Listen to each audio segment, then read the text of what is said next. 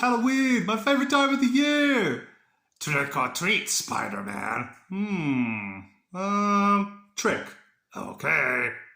Turn around. Ah!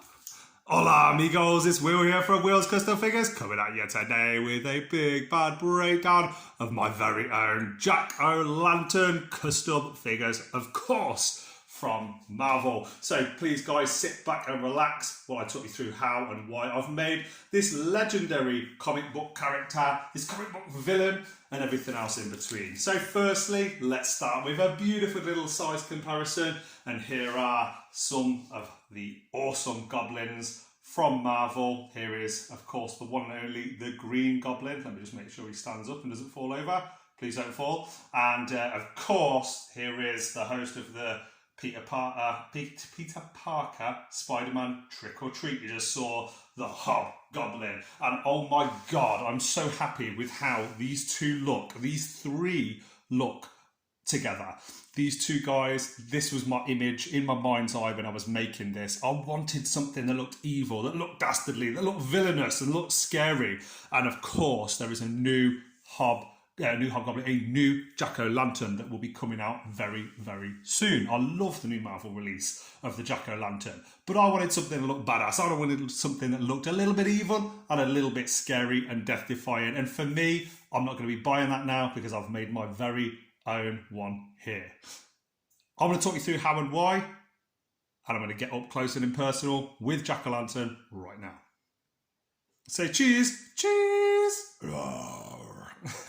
So here you can go. Here is the Jack-o'-lantern head sculpt, completely made by clay and by yours truly. Very, very hard. In my head, I thought, man, making a pumpkin, that's not going to be too hard. Some of the things I've worked on over the years. And guys, this was hard. I'm not going to lie to you. It took many, many more hours than what I thought it was going to.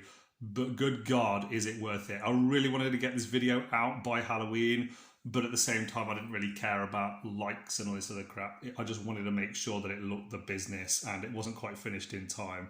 So I hope you like it. This doesn't remove. I would love it if it did, but this does move. I've used Procreate Putty on that in case I want to, I don't know, have someone smashing it in the top of the head and it gets any knocks and stuff. It would crack if I'd used it from normal super Sculpey clay. So that's why I've used the Procreate Putty here. And for anybody that doesn't know what base this figure is, just going to give you guys a little bit of a look here. This is the Mcfarlane female Space Marine. And why the female one? Well, the male Space Marines and a lot of the male characters that Mcfarlane does are so massive. And Jack-o'-lantern, especially with some of the releases and the, doing my comic research and stuff, he isn't the biggest, most muscular, crazy guy. And I kind of like how the female Space Marine is a little more subtle in the appearance. So that's why I decided to go for this as a base. I'll talk you through the upper body first, and then I'll talk through the lower body in a moment. So firstly, of course, I call out the elephant in the room. The female Space Marine does have breasts, so I had to cut those off with a scalpel and then just replace them. So they look a little bit more like pecs now. I guess if you know it's a female, then clearly there used to be boobs there, but I've removed those now and I'm happy with how it's turned out. Also, for me, in my mind's eye, Jack-o'-lantern, aka Jason Macendale, he wears a lot of green, and in all the images that I've seen of Jack-o'-lantern, there is always a hint of green, if not a lot of it, but I didn't want to replace it. I wanted this to look like maybe a bit of a futuristic, a bit more of a, what's the word? I don't know, a combat-ready version of Jack-o'-lantern that's ready to go out there with all of his bombs. You can see he's got a green bomb here, purple bomb here, ready to go mess this guy up. Poor Spider-Man. And you might be wondering why I haven't got the classic Spider-Man. Well, it was an educated decision because this is like a futuristic style Jack-o'-lantern. Not really. I wish that was the case. It's because I'm moving and my 616 Spidey is in a box and I'm not sure where he is at the moment. So I didn't also realise when I was doing the research into this that he was a 1992 Captain America villain first, and then he came around a couple of years after in the Spider-Man comics. Now, Just to basically add on all the extra pizzazz, the details that I always like to add on, I wanted to make sure that his outfit just wasn't the standard female Space Marine. So I've got the silver added in there on the skull. I've also dry brushed a lot of silver over these shoulder pads and over the hand and wrist gauntlets on the forearms. I've went through and hand painted, as mentioned, these bombs here, and again on the belt buckle. It's completely hand painted by myself in like a bronze and a gold colour, and I've also went out my way to add a cape on. This was actually a really crappy Batman figures cape, and I'm so happy with how it's turned out. Basically, my son and I set fire to it, and it was a lot of fun to set fire to, I'm not going to lie to you, but it was a very thick and very hard cape, and there really wasn't much flexibility in it. So I got a brick and I just smashed the hell out of it outside, opened up little cuts and holes and little imperfections that of course made it look a little bit more suited for a jack-o'-lantern. Now you can see all the burn marks there, that giant one on the back, the ones down here, the edge here as well, and this big slice up the back. And I'm really happy with how it's turned out. It definitely doesn't look like just a standard Batman cape. I've also dry brushed a lot of browns and different tones into the inside of the cape as well. So very happy with how it turned out.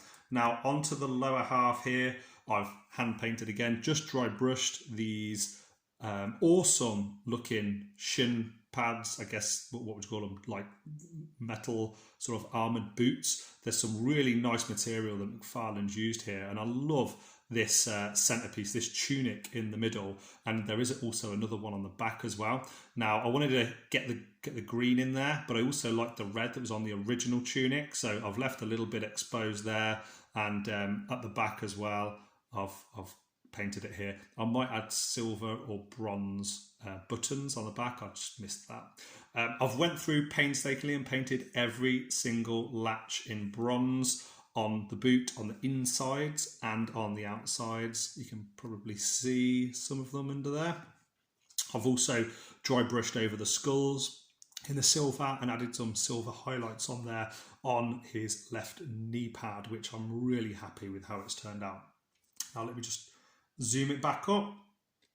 It was very important to me to have Jack-o'-lantern look like a demonic, evil, murderous, rampaging Spidey villain, and I want him to stand out in my collection. I don't want him to fall to the background. I had the retro Hobgoblin. I recently got this one, and it is worth its weight in gold. I'm so happy with how it's turned out.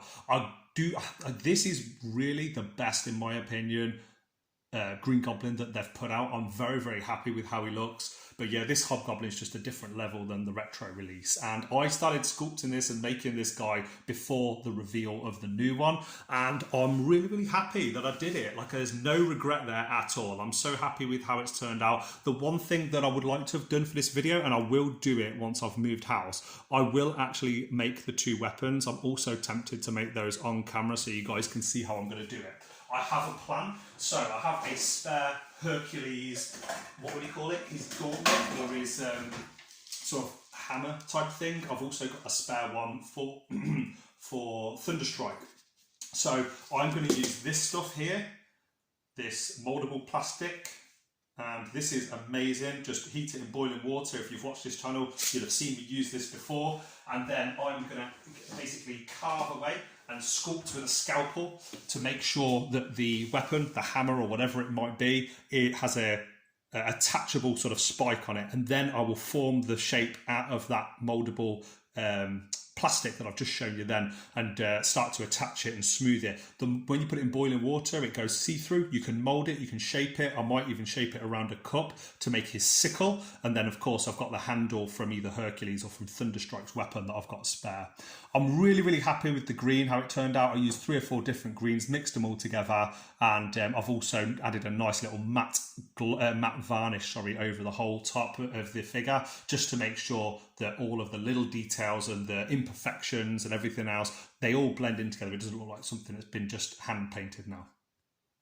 And here we go, guys. This will be one of the last few videos I do in this house before my big move, so I hope you've liked it. Always save the best to last. This will probably be the last Marvel custom for a little while, and here's just a few different angles. If you've been watching for nearly 10 minutes, guys, I really appreciate it. Thank you. Whether or not it's, you know, family, whether or not it's friends, whether or not it's complete unknowns that just want to enjoy their hobby, then please, guys, like, comment, subscribe, let me know in the comment section below. That's why I do this. This is enjoyable. This is my figure. This is not a custom. And I will make more if anyone wants one, but look at that face. I'm tempted.